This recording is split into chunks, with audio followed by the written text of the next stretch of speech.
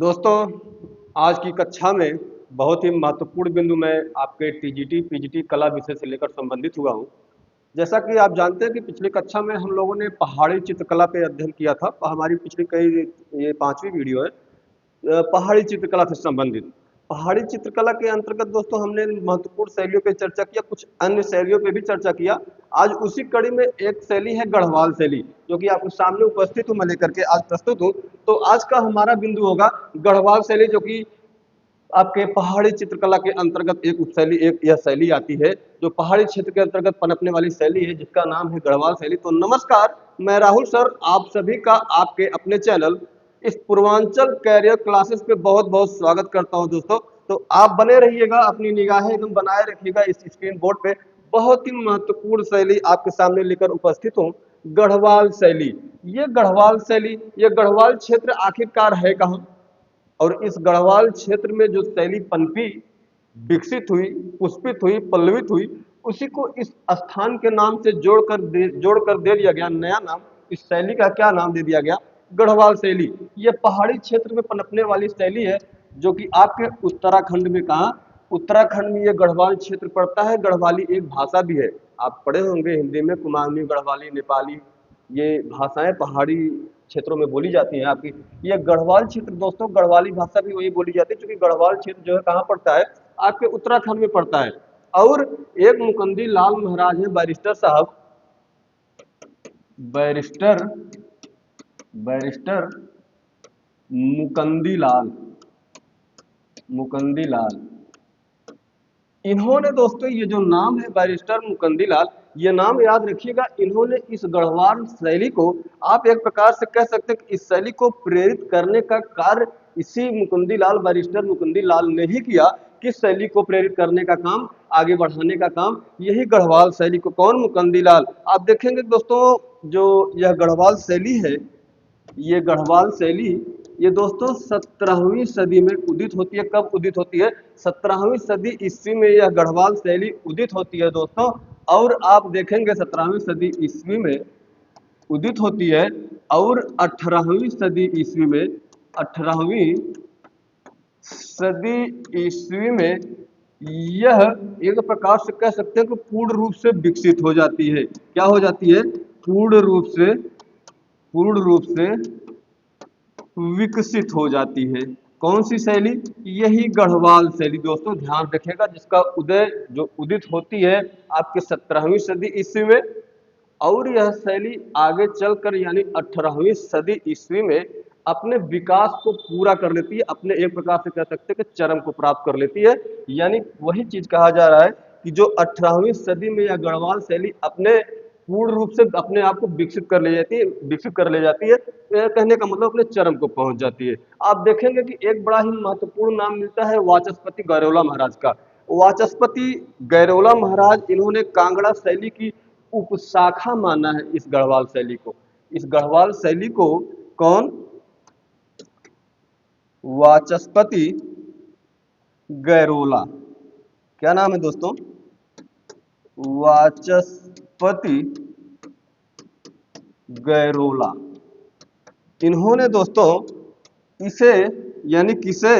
इस गढ़वाल शैली को, इसे यानी गढ़वाल, मैं लिख ही देता हूं, गढ़वाल शैली को, गढ़वाल शैली को कांगड़ा की, जो कांगड़ा शैली, इसके पहले हम पढ़े, बहुत महत्वपूर्ण शैली है, जिसके बारे में हम लोग बहुत बेहतरीन चर्चा किया था दोस्तों, आपको पता होगा।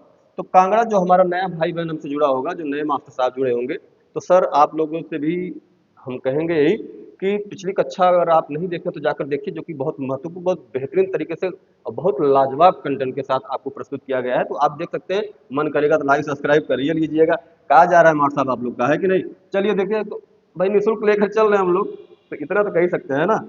चलिए, तो कहाँ थे हम लोग भाई? हाँ, वाचस्पति गैरोला महाराज जो है, इन्होंने दोस्तों इस गढ़वाल शैली को कांगड़ा शैली की उपशाखा माना है। क्या बताया है? कांगड़ा शैली की, कांगड़ा शैली की उपशाखा माना है या बताया है।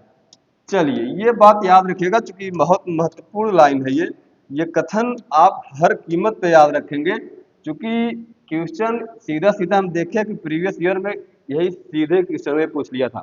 तो आप लोग ध्यान दीजिएगा कि जो गढ़वाल शैली है ये कोई एक स्वतंत्र शैली न होकर के यह कांगड़ा शैली की ही एक उपशाखा है।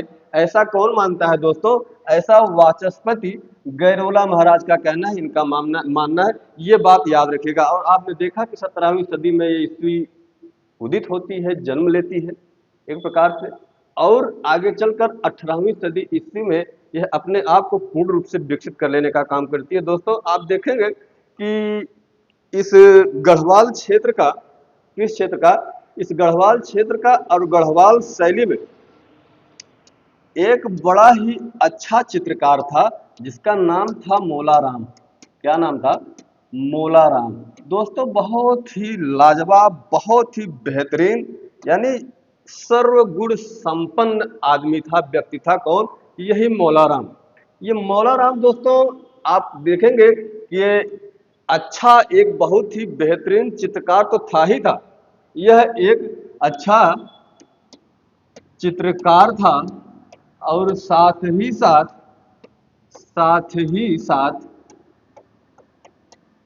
यह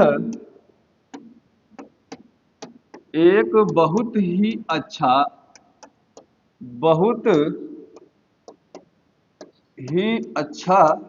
साहित्यकार भी था। कौन?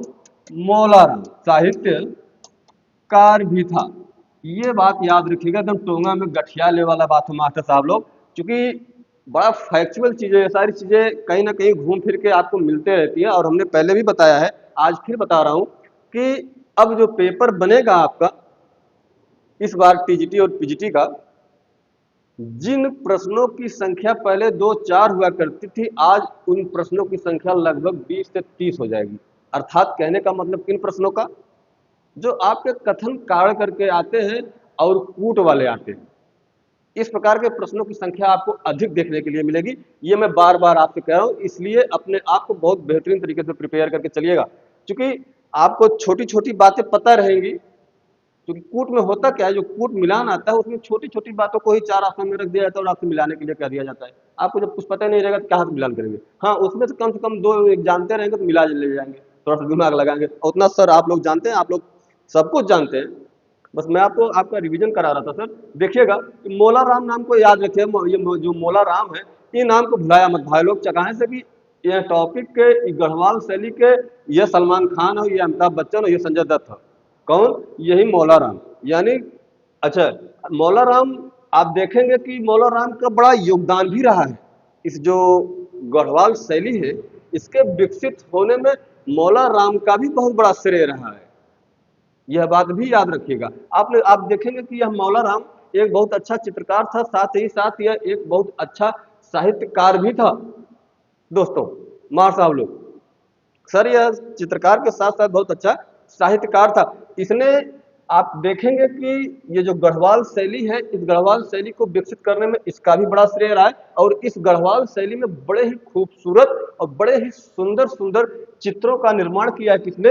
यही मौलाराम ने। ये बात आपको याद रखना है मौलाराम के बारे में। दोस्तों आगे हम अगर देखें तो दोस्तों ये जो उत्तराधिकार के लिए युद्ध हो रहा था मुगल वंश में, एक सुलेमान नाम था। सुलेमान आप देखेंगे कि सुलेमान के साथ साथ क्या नाम था? सुलेराम, जो क्या नाम उसका, सुलेमान। सुलेमान सिकों के साथ जब ये युद्ध हुआ उत्तराधिकार के लिए, तो सुलेमान सिकों के साथ 2 चित्रकार भी भाग कर आए थे। एक का नाम था हरदास, एक का नाम था श्यामदास। एक का नाम क्या था? हम लिखिए देते हैं। एक का नाम था हरदास और एक का नाम था श्यामदास। क्या नाम था? श्यामदास। ये दोनों किसके साथ भाग कर आए थे? सुलेमान सिकोह के साथ। किसके साथ? सुलेमान सिकोह के साथ भाग कर आए थे। दोस्तों ये जो भाई, हालांकि महत्वपूर्ण योगदान तो इस गढ़वाल शैली को विकसित करने में मौलाराम का ही रहा है, लेकिन आप देखेंगे कि ये जो हरदास है और श्यामदास है, जो सुलेमान सिकोह के साथ भाग कर आया था गढ़वाल में, वो आप देखेंगे कि जो मौला राम है वो इन्हीं के वंशज का है।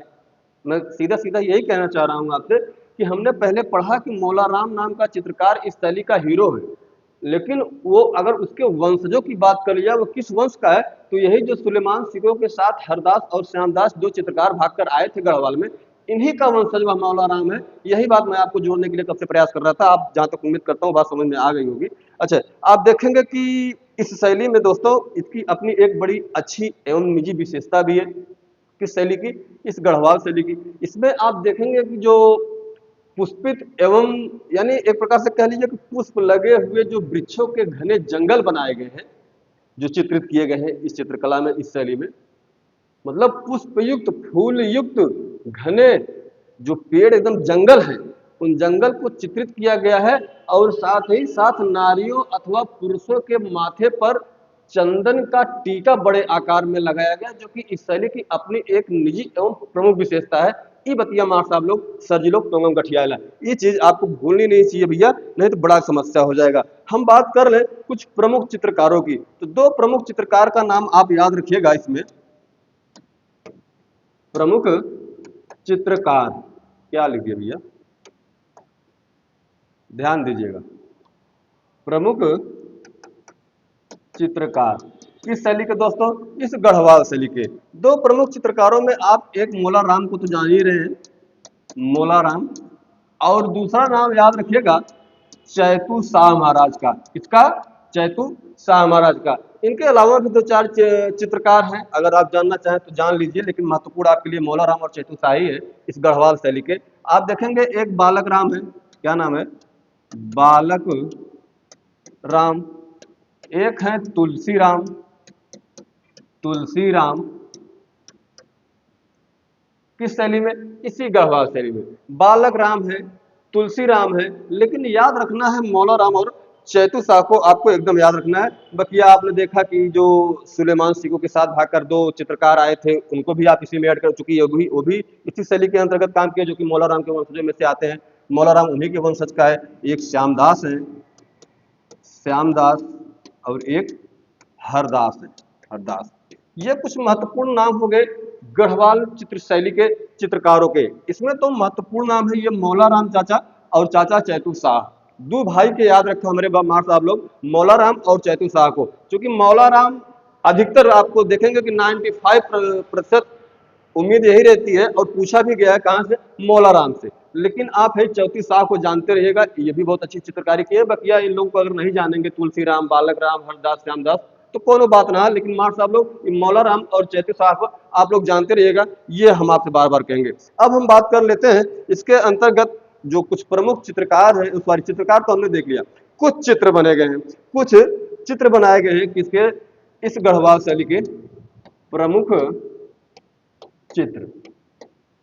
प्रमुख चित्रों में देखते हैं दोस्तों, जैसे प्रमुख चित्रों में आप एक बड़ा ही महत्वपूर्ण चित्र है गोवर्धन, गोवर्धन धारी। गोवर्धन धारी एक बड़ा ही प्यारा चित्र है इस शैली का। किस शैली का? गढ़वाल शैली का। मिचौली आंखें, या आप राधा कृष्ण, क्या है?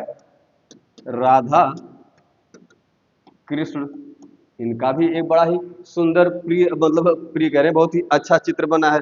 आंख मिचैली, मोर प्रिया, क्या है? आप इसको भी ऐड कर सकते हैं। आंख मिचौली एक और बड़ा ही प्यारा शानदार चित्र है इस शैली का, क्या नाम है? मोर प्रिया। ये जो चारों दोस्त हैं दोस्तों, दोस्त नहीं कह रहे, जो चारों चित्र है ये किसी एक व्यक्ति ने बनाया है, जिसका नाम वही मौला राम। हमने बता दिया कि इस टॉपिक का सलमान खान, मतलब ऐश्वर्या राय, अरे ऐश्वर्या राय कह रहे भाई, आदमी है ना, तो सलमान खान, अमिताभ बच्चन, जो कुछ कह लो, इस टॉपिक का मेन हीरो यही है ही है। कौन? मौला राम। आपने देखा कि गोवर्धन धारी का दृश्य, राधा कृष्ण का दृश्य, आंख मिचौली, मोर प्रिया, ये प्रमुख चित्र किसके द्वारा बनाए गए दोस्तों गढ़वाल शैली में? इसी मौला राम के द्वारा। किसके द्वारा?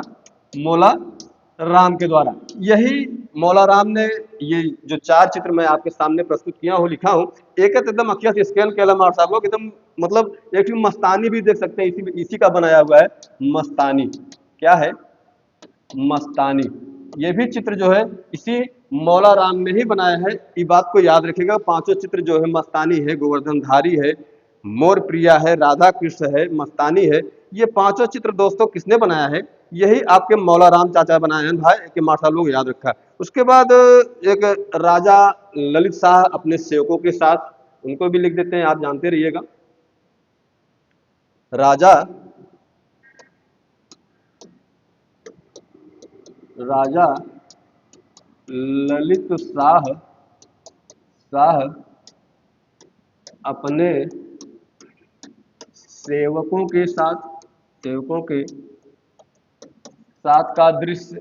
यह भी चूंकि जो मौला राम वाला दृश्य था, चित्र था, वो तो हमने बताया आपको, पांचों वही याद कर लेंगे तो आपका काम चल जाएगा। लेकिन इनको भी जानते रहिए कि जो राजा ललित शाह सेवकों के साथ चित्रित किए गए हैं, गांव के पनगढ़ अकबर, क्या गांव के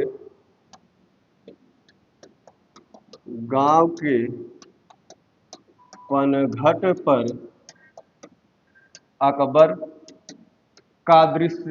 यह भी याद रखिएगा, क्या सा, कि गांव के पनघट पर अकबर का दृश्य, साथ ही साथ सती का तप व महादेव की सभा नाम का एक चित्र है। क्या है? सती का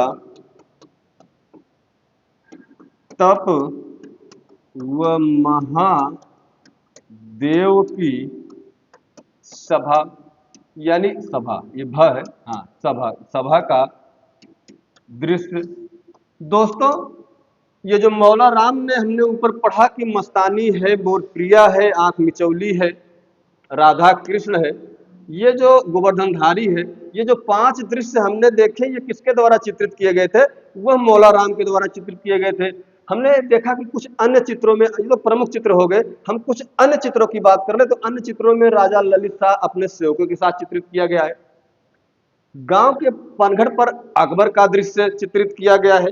महादेव व पार्वती का, अच्छा नहीं लिखे, लिख देते हैं भैया, महादेव व पार्वती है, हाँ, पार्वती का दृश्य,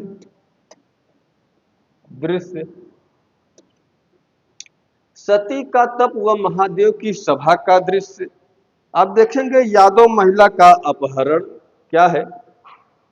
यादव महिला का, एक मिनट इसे पूरा हम कर दें, कहाँ जा रहे हो भाई? बस चलिए, इसी में आप देख लेंगे यादव यादव महिला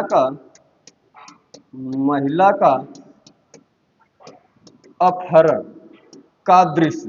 ये जो यादव महिला के अपहरण का दृश्य है, ये वाला, और सती का तप व महादेव की सभा, सती का तप व महादेव की सभा का दृश्य एक ये, और एक यादव महिला का अपहरण। ये दोनों दृश्यवा भैया, ये दोनों चित्रवा के बनाए बा चाचा चैतू